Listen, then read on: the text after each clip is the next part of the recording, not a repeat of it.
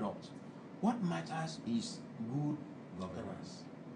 Giving hope to the hopeless. And what do people want in politics? A sense of inclusion, a sense of opportunity, as opposed to a sense of alienation.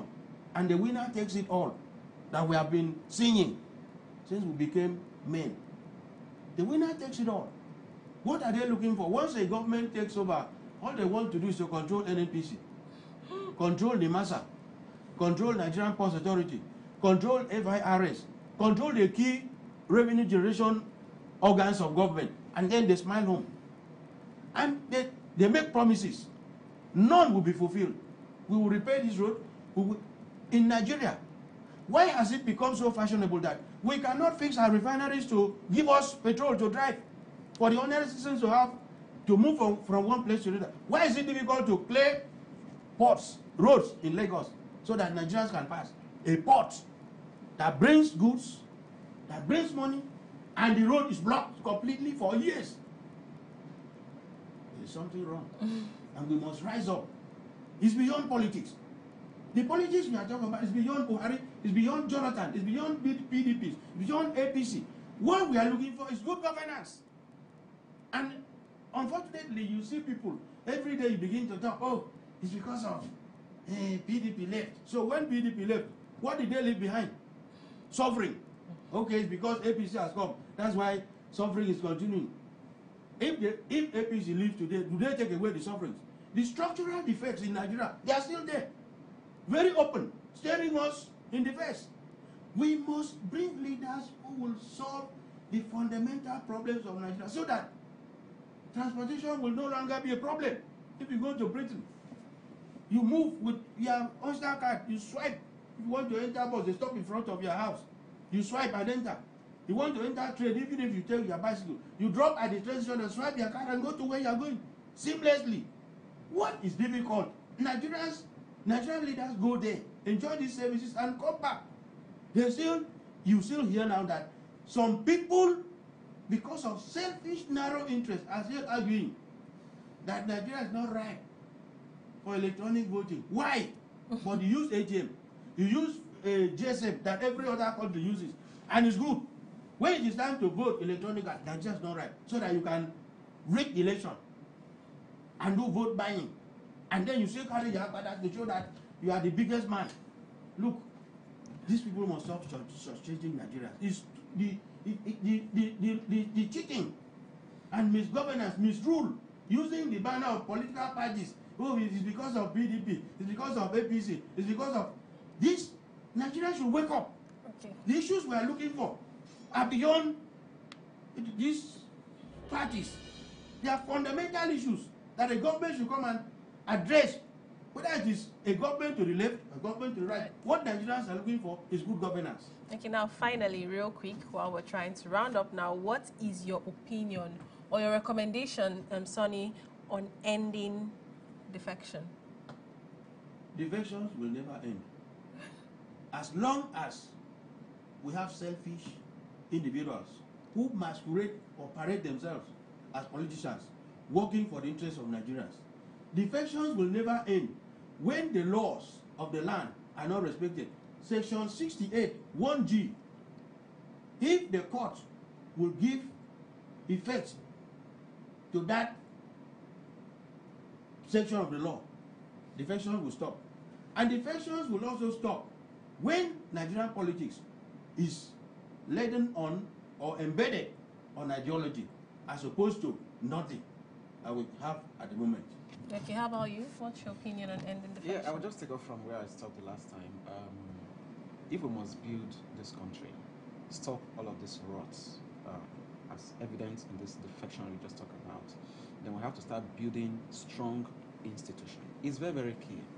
The reason you go to America and you say the system is working, you go to the United Kingdom, like Sonny said, and you said the structure is working, all right? In the course of our traveling, we have seen all of these things. It's because they have strong institutions, all right? The system does not look at your face. It looks at the law, all right? And the law is operated based on the rule, what you call rule of law, not rule of interest. Okay. All right. So if you build that very strong institution, the lawmaker who is there knows that he cannot violate this. And the enforcement process must also be very, very right. All right? The global community has looked at that direction. That was why in the successor framework to the Millennium Development Goals, they came up with the Sustainable Development Goal. And Goal 16 of that framework talked about peace, justice, and strong institution. If Nigeria can adopt the SDGs as its development plan, it will be a step in the very right direction, because it articulates everything you need to do to give development to your people.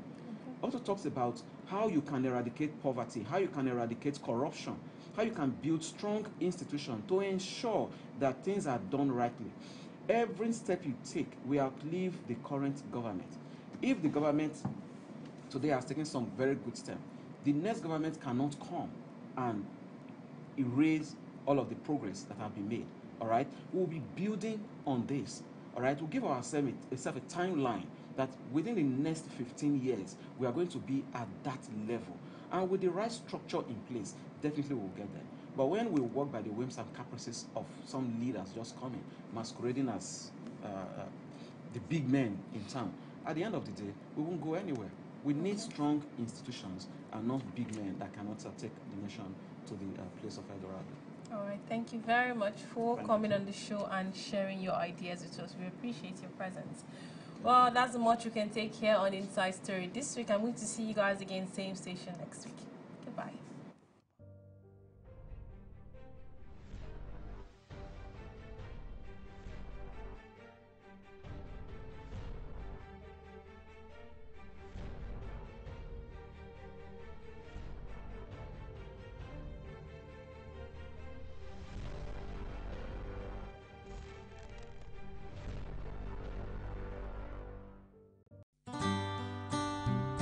Oh my God. Oh, oh, oh. Election is when we elect our leaders who represent us. And election is my right as a citizen of this country. Election is a voting process. Election is a voting process, like vote a candidate for a leadership.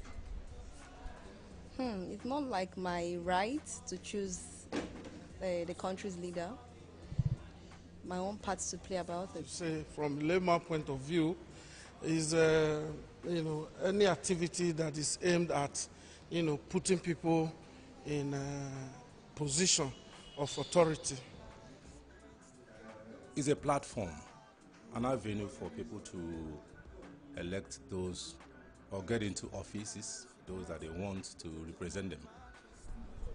An election is simple now. It's just people choosing one or two people. The society choosing a number of people to represent, to lead, to coordinate, to do administration. All right. Now you want my trust once more.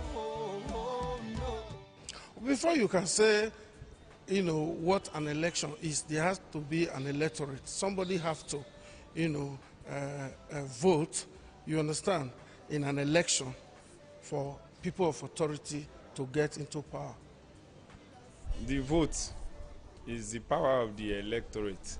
All right. So the people brings their power to the table during an election. That's what it is. I think it's more like us having a say of who goes there to represent us, of who we talk to, that will guide us aright, and give us the benefit of that. Oh, let me not use the word a past one. Or give us the benefit that what we need is what we're going to get. Between the electorate and the election itself, the electorate are supposed to willingly vote according to their conscience, according to what they feel that the capabilities of whoever they want to elect into offices can do. The electorate, they have the power to elect their leaders because this is a democratic setting, and you know what the meaning of democracy. is democracy is government of the people, for the people, and by the people. So it is our right as the electorate to elect our leaders. Only God can judge you now. Only God can judge you now. Come on, you can't buy my right. It is my right as a citizen, and you can't buy it with money. No amount of money can buy it. So because by the time you sell your right to vote, you're selling your birthright. That's the way I see it. I think that is laughable. I don't think, you need to pay to get my vote, but rather you need to earn my vote. My vote is free. I mean, I don't have to collect anything from you to vote for you. If you tell me what you are going to do, and I am okay, and I believe that voting you, will mean realizing such aims and objectives, then I will cast my vote for you. I don't need to take money to vote for you. That's a lot of money. My power is all I have got. All right. So if it's like I'm selling myself to you. If you pay me and I give you my power, my vote is my power. So it means you are ready to pay a whole lot of money. It's like I'm selling myself to you as a slave. You have total control over me. So that would be difficult to sell, actually. That will be very, very. In fact, it's difficult to explain. Well, but it's also simple to explain. If I give you my power, I have sold myself to you. So why should I do that? It's my vote during an election is my power, is everything I am. A matter of money, because it's about my generation now, trying to cause a change. There is no money whatsoever that, one has to pay to get the right leader. The money can finish, but when the money finishes, what happens? What's next? That's what we're looking at. You can only offer me your conscience and nothing else. The conscience that I have to believe that when you get in there, you represent me well. I don't believe in selling of votes, and I can't do that. So my vote only can appeal to your conscience, and that is exactly what it is. If I find out that you cannot represent me well based on your antecedents, I can't at all vote you in, no matter how much you're giving to me. I don't need anybody's money to vote. If I want to vote, I'll vote for someone I choose to vote for. Not because of the money. See, all I wanna say is that they don't really care about us. That is the bane of the problem, the bane of the issue here. Collecting money and then selling your votes. You're selling a whole generation of yours. Very wrong. So people should vote according to their conscience. No matter how much they're giving you, let them go with their money. Vote according to your conscience. And when the person comes in, he will know definitely that he did not spend any money. He has come to do work for you. And he will definitely do the work. But when he buys your vote, what do you expect him to do? Definitely nothing. If I come to you and I buy votes from you, you don't expect me to do anything for you. So if they should have any expectation on the incoming administration, they should, from this very moment, begin to reorientate themselves, begin to understand that once they say their votes, they don't have any moral justification again to ask for the amenities that these people are supposed to come in to provide for them. They should know that, when you sell your vote, you shouldn't hold your leaders accountable for anything. Because at the end of the day, when they buy you, you are electing the wrong leaders. And it will in turn rub off on what will benefit as citizens of this country. Because what we're suffering from in this country is as a result of politicians buying our right to vote them in. That is what we're suffering from. So it should be discouraged. It should be discouraged. If you look at the lifestyle of people who sells their vote, they are in complete penury, living in squalor. They have no hope. Leadership that continues to gives out money to buy people's vote in an election will continue to exploit the people. They would continue to refuse to do what they should do. They would continue to keep back developmental projects that is supposed to empower the people and continue to use them as piecemeals during election. The common understanding is that once you sell your vote, it's like you said your future and you said the future of the unborn. Because one, if you sell your vote, the person who bought your vote from you bought it, with a price and his personal money. And he will have to do business to recoup his money. And by the time he's recouping his money, you will be the one to suffer. Okay, you look at the children, you look at yourself. Are you really in the right place? Is the country in the right position? Can we compete with other countries out there? When you collect the money now and it finishes, what's happened next?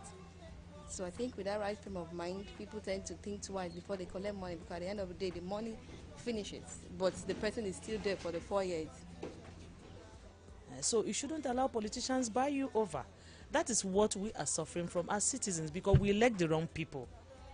So at the end of the day, they're not accountable to us. By the time they buy you, definitely they will recoup their money. So as a result, you will not enjoy any form of amenities. What they are supposed to do for us, of course they cannot do it for us, because they are like investors. You invest money, you want to recoup it. So you can't hold them responsible for anything. Why you keep on deceiving the people, my brother, my sister? When you get politicians that want to come into power by crook or by any means, One thing is them having doubts, them not having the consciousness of producing results.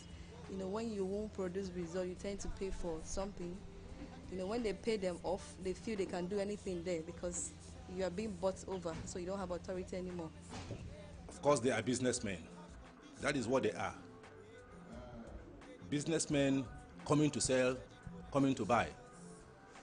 So when they come to you, tell them that you are not selling. They will definitely come. They don't have any other thing. They don't have nothing whatsoever to offer the country except that money that they have, with which they will come to buy your vote. And when they enter there, they don't do anything for you. Why don't we work together so the future will be brighter? Money politics is the worst type of politics you can experience or have anywhere in the world. So our challenge is actually coming to the place of realization, of understanding what you are, what you carry, and who you are. If we can get to that place easily, then all of this would not even come up.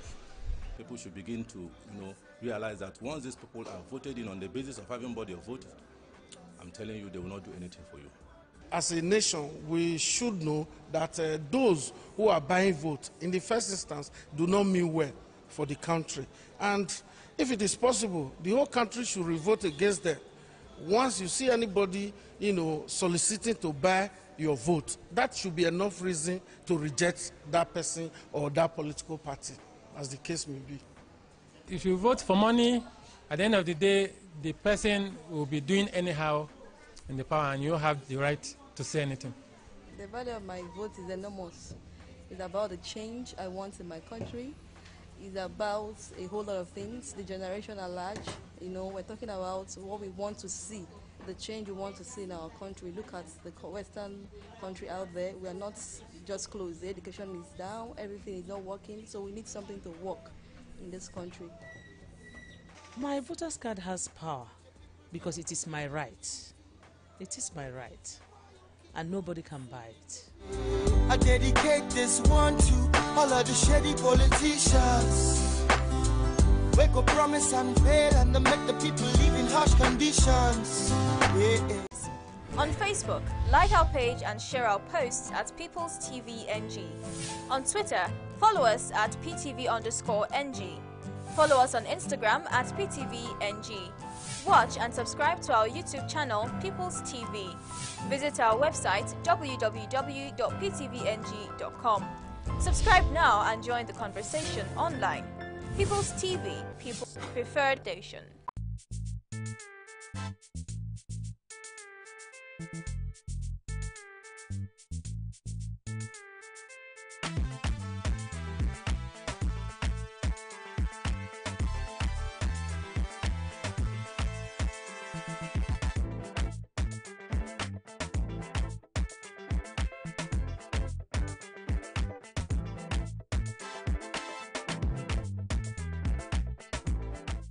Corruption is undoubtedly the most pressing challenge against good governance and development in Africa, as its devastating and corrosive effect reverse hard-won developmental gains and threaten progress, stability and development of the continent.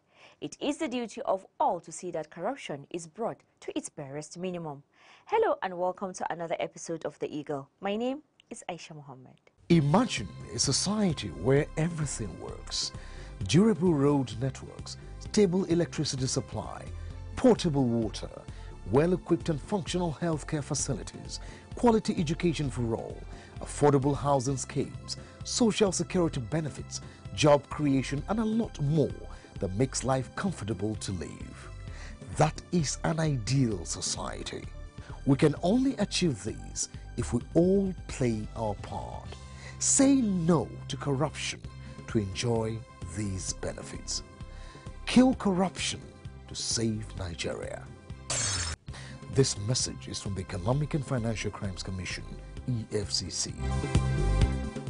On the program today, we will be bringing to you what transpired at the 31st African Union Summit, which held in Nouakchott, Mauritania, and also highlights of how the EFCC celebrated the 2018 African Union Anti-Corruption Day, which held at Abuja and its offices across Nigeria. Stay tuned.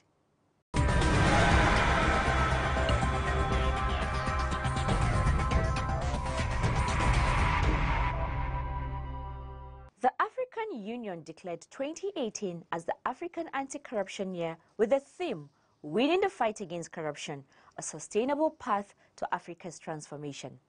In furtherance of this agenda, African leaders recently converged on Nouakchott, Mauritania for the 31st African Union Summit, where the prognosis to the corruption challenge confronting the Commission dominated discussions.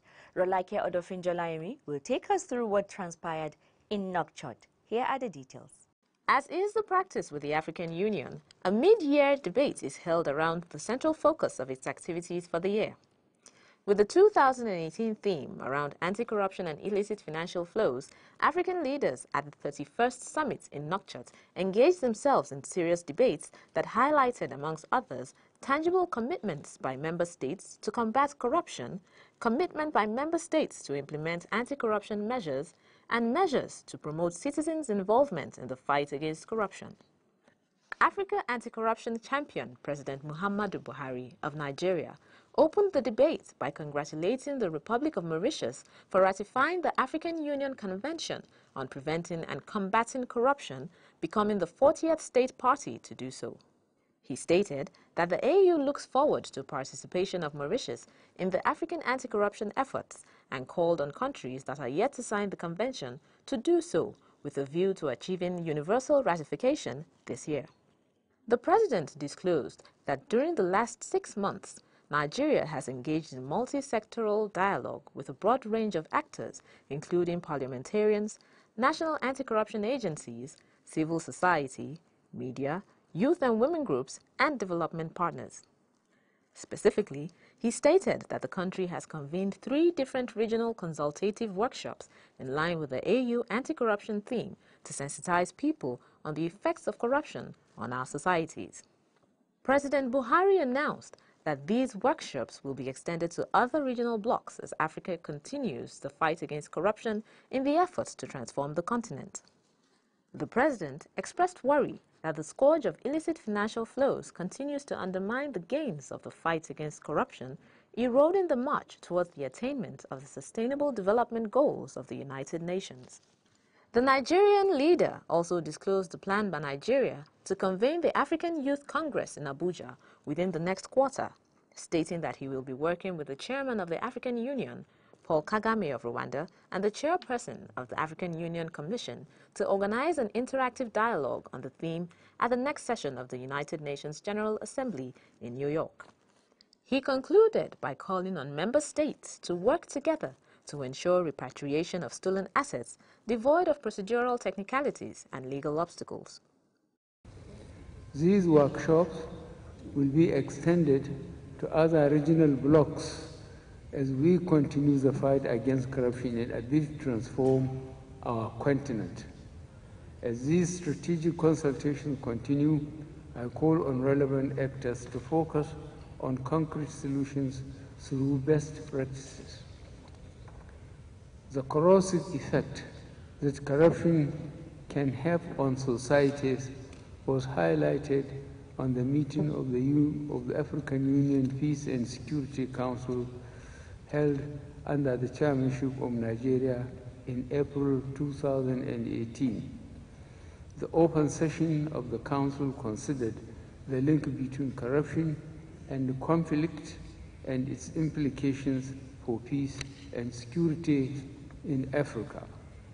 The Council concluded by highlighting the need to utilize South-South cooperation mechanisms through voluntary information exchange, mutual legal assistance, and sharing of best practices among national anti-corruption agencies, audit agencies, and investigative bodies. Excellencies, as we continue to commemorate the African Anti-Corruption Year, the scourge of illicit financial flows continues to bite, eating back the gains and militating against the attainment of our aspirations under Agenda 2063 and the Sustainable Development Goals of the United Nations 2030 Agenda. Other heads of state and government representatives took turns in addressing the summit and their efforts in combating corruption in their jurisdictions. They all commended the efforts of President Buhari in championing the fight against corruption. On his part, the acting chairman of the Economic and Financial Crimes Commission, Ibrahim Magu, commended President Buhari's political will, which he said encourages anti-graft agencies to fight the menace without fear or favor. He therefore called on all African countries to fight corruption with a common voice for effectiveness. Well, at least you have seen that even in the opening session, there were several references to Mr. President's role in the fight against corruption in Africa, the effort made to defeat corruption, Africans' effort to defeat corruption. So it's very encouraging. At least people have realized that we are really working very hard. And we need to partner with all the countries in Africa in the fight against corruption. Magu also called for the repatriation of stolen assets back to their owners, as this, he said, will aid development in the African continent. And also to have a common voice in the issue of repatriation of the looted fund in the developed countries. So it's very good. We are partnering together, we are coming together, and I always said all the countries must take ownership. It should not be left to Nigeria alone. He stressed the need for all Nigerians to own the anti-corruption fight, as the battle should not be left to the anti-graft agencies alone. Ronlake Odofinjolaimi, reporting for The Eagle. Corruption is